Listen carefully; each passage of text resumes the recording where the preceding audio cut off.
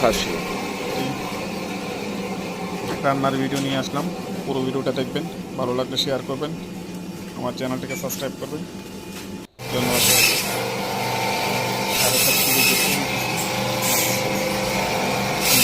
ज़्यादा बड़ा नहीं करो बस। बासमती রাইস এটা ধুয়ে ভালো করে পরিষ্কার করে তারপর 2-3 ঘন্টার জন্য ভিজিয়ে রেখে দেবো। যে মাংসটি ধুয়ে নিলাম, খুবই সুন্দর দেখেন, পরিষ্কার করে দিচ্ছি যেখান থেকে এটা আনছি। বাটার দিয়ে দিলাম আর এক্সট্রা ভার্জিন অলিভ অয়েল, তেল দিয়ে দিলাম আর পেঁয়াজ কুচি কুচি করে কেটে নিলাম, গাজর, কালো কিশমিশ এটা পরে দেব।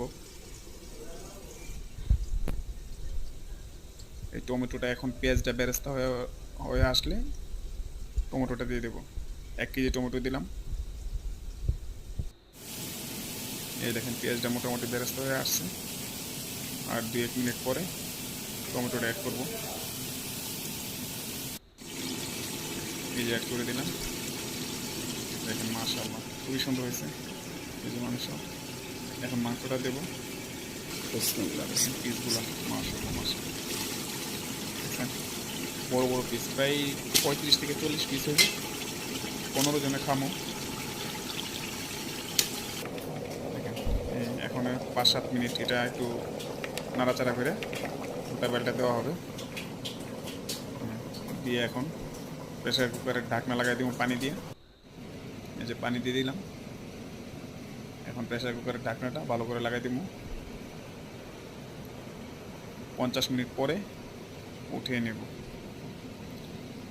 দেখেন খুবই সুন্দর হয়েছে মাশাআল্লাহ।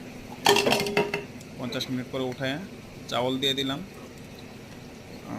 রসুন দিয়ে দিলাম, কাঁচামরিচ, গাজর আর কিশমিশ যা ছিল মাংসের উপর ওইগুলো সব কিছু দিয়ে দিচ্ছি। আমি একা একা ভিডিও করি তো হাতে ভিডিও করছি, যার জন্য পুরো ভিডিও ক্লিপস আমি দেখাতে পারিনি। তো আশা করি আপনারা এইভাবে বানাবেন, অত্যন্ত স্বাদ হয়েছে মাশাআল্লাহ, খুবই মজা হয়েছে, খুবই মজা, অসাধারণ একটা খানা হয়েছে। এখানে কোনো মশলা টশলা নাই, ভেরি সিম্পল। দেখেন কত সুন্দর, এই যে গলে গেছে একবারে মাংস, দেখছেন খুবই সফট। এই যে মাশাআল্লাহ ভেরি নাইস। দেখেন চাউল এক একটা ঝরঝর ঝরঝর করতেছে, একটা চাউলের সাথে একটা চাউলের আগে নাই। এই যে ঢেলে দিলাম।